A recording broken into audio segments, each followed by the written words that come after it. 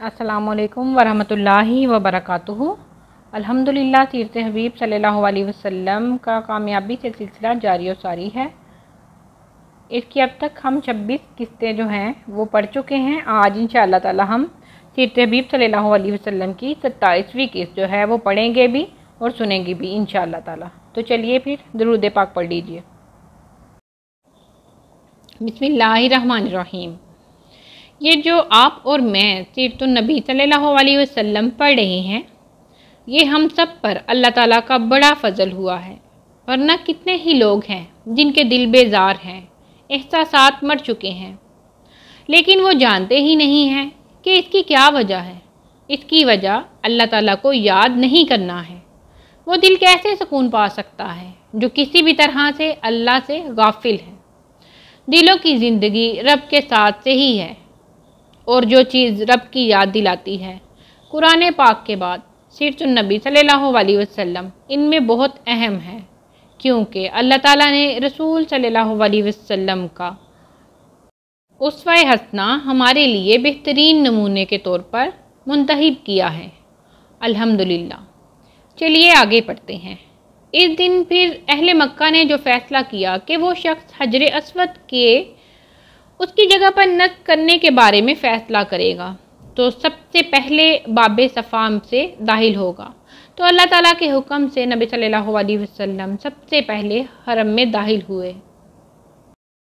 जब आप सल्लल्लाहु अलैहि वसल्लम हरम में सबसे पहले दाखिल हुए तो सब ने आप सल्लल्लाहु अलैहि वसल्लम को देखकर कहा कि ये अमीन हैं, हम इनके फ़ैसले पर राज़ी हैं। ये सीरतो किरदार नबी सल्लल्लाहु अलैहि वसल्लम का नबूवत से पहले ही था कि सब आपके सच्चे और अमीन होने की शहादत दे रहे हैं। फिर नबी सल्लल्लाहु अलैहि वसल्लम को सारी बात बताई गई। आप सल्लल्लाहु अलैहि वसल्लम के फ़ैसले से आप सल्लल्लाहु अलैहि वसल्लम की हिकमत भी साफ ज़ाहिर होती है। जब आप सल्लल्लाहु अलैहि वसल्लम को सारी बात बताई गई तो आप सल्लल्लाहु अलैहि वसल्लम ने एक चादर मंगवाई और हजर अस्वद को अपने हाथ से पकड़कर चादर पर रखा और तमाम कबाइल के सरदारों से कहा कि वो चादर का कोना पकड़कर उठाकर उस जगह पहुंचा दें जहां हजर अस्वद को नस्ब किया जाना था। तमाम कबाइल के सरदार मिलकर चादर में हजर अस्वद इस जगह उठा लाए जहां हजर अस्वद को नस्ब किया जाना था। तो आप सल्लल्लाहु अलैहि वसल्लम ने अपने दस्ते मुबारक से हजर अस्वद को पकड़कर उसके मुकाम पर नस्ब कर दिया। इस फैसले से कुरैश का खून बहते बहते रुक गया और तमाम कबाइल में मोहब्बत व उल्फत दोबारा कायम हो गई। नबी सल्लल्लाहु अलैहि वसल्लम से हज़रत खदीजा रज़ी अल्लाह ताला अन्हा की शादी। हज़रत खदीजा रज़ी अल्लाह ताला अन्हा को आप सल्लल्लाहु अलैहि वसल्लम के आला अखलाक व किरदार के मुतालिक मालूम हुआ, तो आपने नबी सल्लल्लाहु अलैहि वसल्लम को अपने साथ तिजारत में शामिल होने की पेशकश की, जिसे आप सल्लल्लाहु अलैहि वसल्लम ने मंजूर कर लिया और आप सल्लल्लाहु अलैहि वसल्लम हज़रत खदीजा रज़ी अल्लाह ताला अन्हा का माल तिजारत की गर्ज से लेकर शाम के सफ़र पर रवाना हुए। इस सफ़र में आप सल्लल्लाहु अलैहि वसल्लम के साथ हज़रत खदीजा रज़ी अल्लाह ताला अन्हा का ग़ुलाम मैसरा शामिल था। मैसरा सफ़र के दौरान आप सल्लल्लाहु अलैहि वसल्लम की सच्चाई और ईमानदारी और बेहतरीन अखलाक का गवाह बना और उसने देखा कि दो फरिश्ते नबी सल्लल्लाहु अलैहि वसल्लम पर साया कर रहे हैं।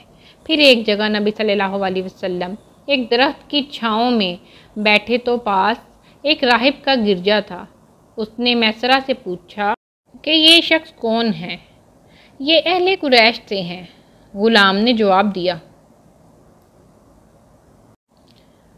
फिर क्या हुआ कि इस दरख्त के नीचे नबी सल्लल्लाहु अलैहि वसल्लम के अलावा कोई नहीं बैठता। राहब ने जवाब दिया। जब आप सल्लल्लाहु अलैहि वसल्लम सफ़र मुकम्मल करके वापस आए तो इस बार हज़रत खदीजा रज़ी अल्लाह ताला अन्हा को पहले से बहुत ज़्यादा नफ़ा मिला और हज़रत खदीजा रज़ी अल्लाह ताला अन्हा ने अपने ग़ुलाम से आप सल्लल्लाहु अलैहि वसल्लम के मुतालिक सवाल किया कि उसने आप सल्लल्लाहु अलैहि वसल्लम को सफ़र के दौरान कैसा पाया। ग़ुलाम ने आप सल्लल्लाहु अलैहि वसल्लम के हुस्न अखलाक, बेहतरीन किरदार और फरिश्तों के साया करने, राहब की बात सब हज़रत खदीजा रज़ी अल्लाह ताला अन्हा को बता दिया। हज़रत खदीजा रज़ी अल्लाह ताला अन्हा ये सुनकर बहुत मुतासिर हुई और उन्होंने आप सल्लल्लाहु अलैहि वसल्लम को निकाह का पैगाम भिजवाया। اس وقت نبی صلی اللہ علیہ وسلم کی عمر مبارک 20 سے 25 برس اور حضرت خدیجہ رضی اللہ تعالیٰ عنہ کی عمر مبارک 40 سے 45 برس تھی۔ حضرت خدیجہ اس وقت کی مکہ کی حسب و نسب اور شرف کے حساب سے مکہ کی بہترین اور سب سے مالدار عورت تھیں، اور اس سے پہلے آپ کی 2 بار شادی ہو چکی تھی اور آپ رضی اللہ تعالیٰ عنہ کی ایک بیٹی بھی تھی۔ نبی صلی اللہ علیہ وسلم نے اپنے چچا سے یہ مشورہ کیا اور اس پیغام کو منظور کر لیا۔ پھر آپ صلی اللہ علیہ وسلم کے 2 چچا حضرت حمزہ رضی اللہ تعالیٰ عنہ اور حضرت ابو طالب حضرت خدیجہ رضی اللہ تعالیٰ عنہ کے والد گرامی حویل بن اسد کے پاس گئے اور ان کو نکاح کا پیغام دیا، جو انہوں نے منظور کیا اور اپنی بیٹی کا نکاح آپ صلی اللہ علیہ وسلم سے کر دیا۔ آپ صلی اللہ علیہ وسلم نے ان کو 20 اونٹ حق مہر ادا کیا۔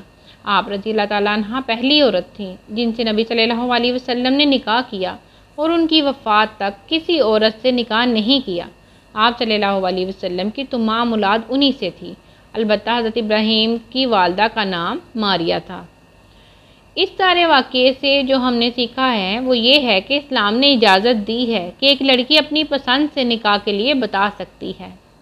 اور ایک اور بات کتنی خوبصورت پتہ چلتی ہے کہ جب حضرت خدیجہ نے پیغام بھیجا تو آپ صلی اللہ علیہ وسلم کے چچا رشتہ کے لیے حضرت خدیجہ کے والد کے پاس آئیں، تو یہ سب کتنا پیارا محسوس ہوتا ہے کہ بیٹی کے والدین کی عزت کس طرح سے کی گئی ہے، اس کا اندازہ ہو رہا ہے۔ بلا شبہ یہ بہترین طریقہ ہے جو ہمیں سکھایا گیا ہے۔ ظاہری سے بات ہے یہ ہمارے لیے سارے طریقے ہیں جن سے ہمیں پتہ چلتا ہے کہ کیا کرنا ہے۔ نبوت سے پہلے جتنے بھی اہم واقعات ہوئے وہ ہم تقریباً پڑھ چکے ہیں۔ اب اگلے حصے سے ہم ایک ایسے حصے کی طرف بڑھیں گے جو میرا بھی حصہ ہے اور ہر اس شخص کا حصہ بھی جس سے بھی شعوری طور پر ایمان لانے کی توفیق دی گئی انشاءاللہ تعالی۔ تو یہاں پہ ہماری یہ قسط مکمل ہوتی ہے، اور پیچھے جو بیان کیا گیا تو حضور صلی اللہ علیہ وسلم کی تمام اولاد جو تھی وہ حضرت خدیجہ ہی سے تھی، اور البتہ جو ان کا بیٹا پیدا ہوا تھا حضور صلی اللہ علیہ وسلم کا، اس کا نام ابراہیم تھا، تو وہ جو تھے ان کی والدہ کا نام ماریہ تھا۔ تو یہ اس سے پتہ چلتا ہے کہ حضور صلی اللہ علیہ وسلم نے ان کی زندگی میں کوئی دوسری تیسری شادی نہیں کی، تو حضور صلی اللہ علیہ وسلم نے ان کی وفات کے بعد باقی کی شادیاں کی۔ تو یہ بہت ہی غور طلب بات ہے۔ تو آپ لوگ جو ہیں وہ سنتے ہیں تو کمنٹس بھی ضرور کیا کریں، اور چینل کو سبسکرائب بھی کیا کریں، اور کمنٹس جو ہیں وہ آنے والوں کی بھی رہنمائی کرتے ہیں، اور آپ لوگ جو ہیں کمنٹ ضرور کیا کریں کہ آپ کے لیے یہ کس قدر مفید ثابت ہو رہی ہے۔ تو اس سے ہماری حوصلہ افزائی بھی ہوتی ہے، اور اللہ تعالیٰ اس کو قبول فرمائے۔ ملتے ہیں پھر اگلی ویڈیو میں۔ السلام علیکم ورحمۃ اللہ وبرکاتہ۔